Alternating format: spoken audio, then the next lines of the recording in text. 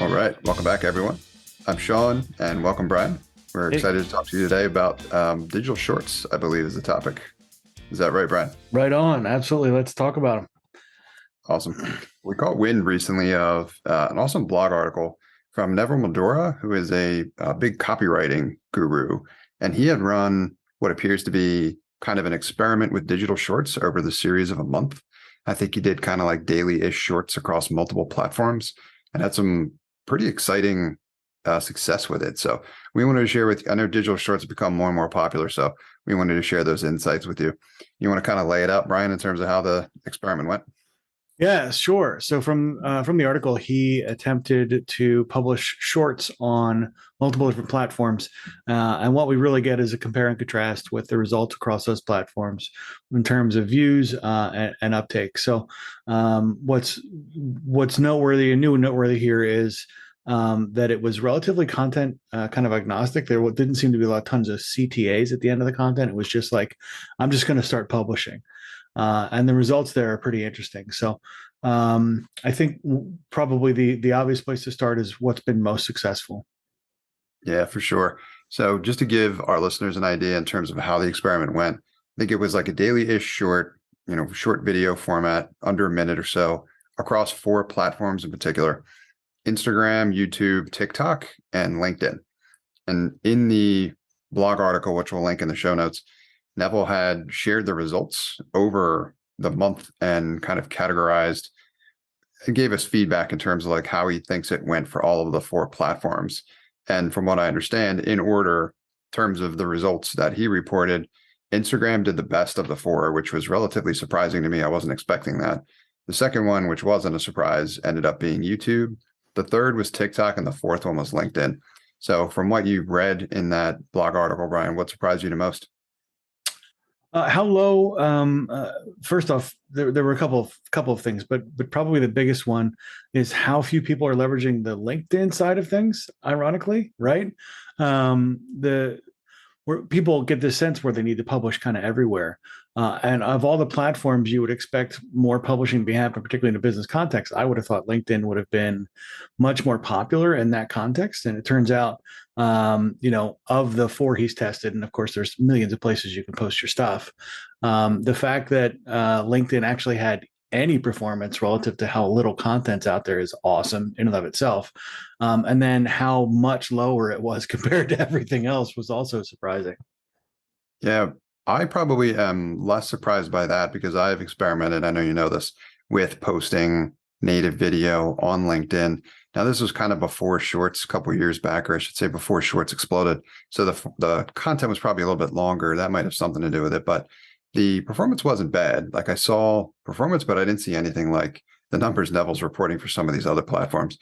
He reports that, and I saw it because I watched it on his Instagram account. You get one of the videos. Now, this was like an outlier, but one of the videos got like 600,000 views or something crazy like that, which is wild. I can't even fathom, hitting numbers like that. But other videos did very well also, like tens of thousands, plenty in the thousands. And the same thing, all like short form content. So he put Instagram kind of out front in terms of the growth, but he also gave YouTube a lot of credit for the authenticity of the views and like the analytics. So that was the thing, right? There's a bunch of variables across these platforms in terms of the response that he got and the analytics as well too, because that's always a tricky thing, right? You're never really sure whether or not to trust the numbers, but performance across the board was impressive. I think to your point on LinkedIn, one of the things Neville shared was, though it was the last place in this category, did say that it had effectiveness. And one of the things he mentioned, which probably cool to talk about as well, was that it's really accessing a different audience. So what are your thoughts on that, Brian? Yeah, so that whole there are places where it's safe, at work to hang out on social, right? And LinkedIn's typically one of them. Most corporates don't block LinkedIn, which means you get access to some of those maybe those mid-market B2B spaces where you wouldn't necessarily see them on Instagram during the day. I think the other part that starts to become an interesting question, when anybody conducts kind of research with numbers, the very first thing I want to know is how many variables can we possibly isolate? And what I don't get from the article is what that content was about and did he change the content based on each platform? That starts to become pretty dicey pretty quick, because there are certain videos that perform really well on different platforms. Like for some reason, Facebook has figured out that I love watching how-to videos. So I'll sit there and watch people make like furniture or, remodel houses or whatever. And Facebook gets it. I don't see that content on any of the other platforms, because I think I consume different stuff in different spaces. And I think that's an important part of the conversation. Have you had experiences similar to that? Yeah, it's a good point. I think it's important to understand kind of what audience is on which platform and all the other variables that you have to manage here. I know we talk about it in terms of setting up our content strategy, and keeping with the podcast chef theme, right? We break it down. We've kind of got like the main dish and then the ingredients. And we think about that in terms of how we set up our product strategy. So we've kind of got like our central theme and all the things that support that as well too. So with all the content we produce, like for the show, we experiment in that way. So we have a structure so that we can test it.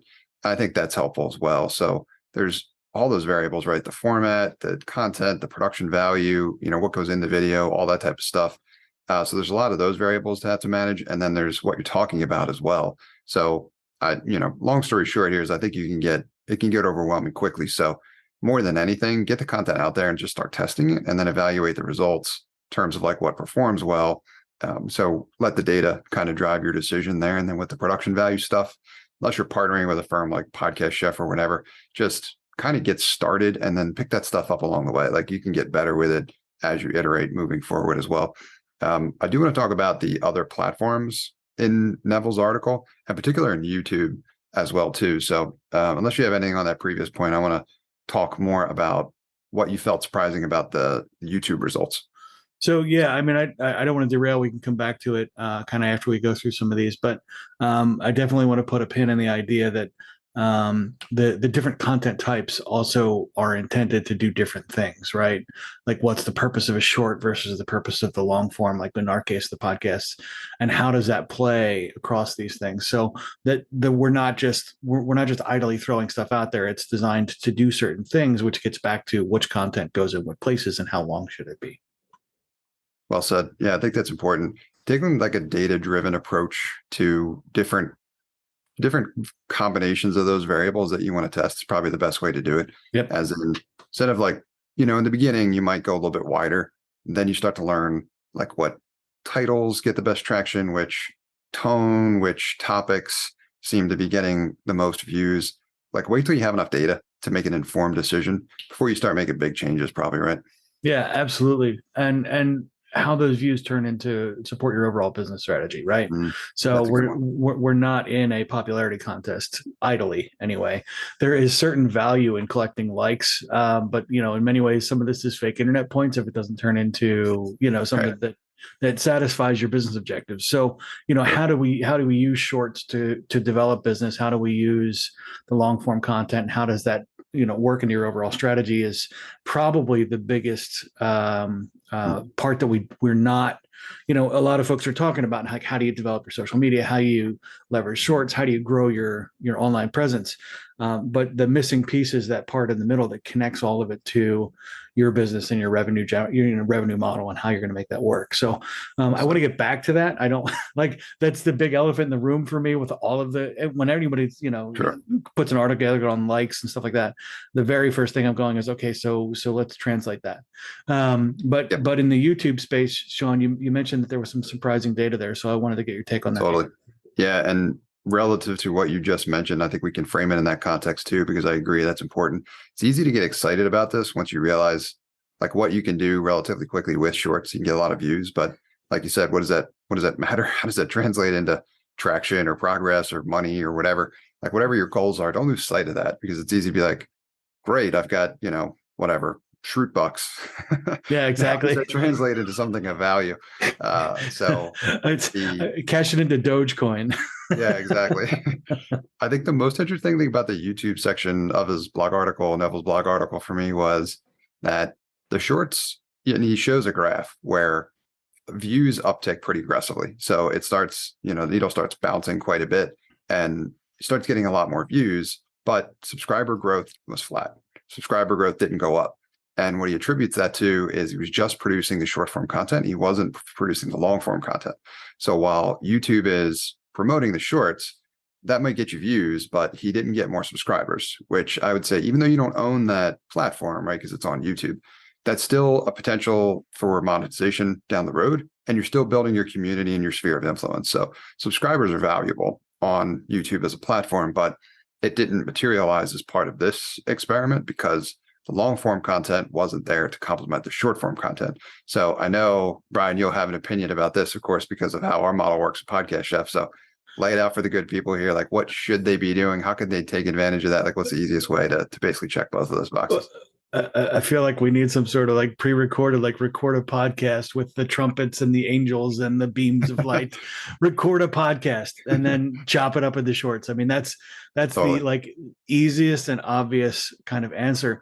One of the things though that when this data really points to is to the previous point, which is different content serves different purposes, right? So without that long form content, without that deeper dive, you don't drive subscribers. So now the next question is, why are subscribers important, right?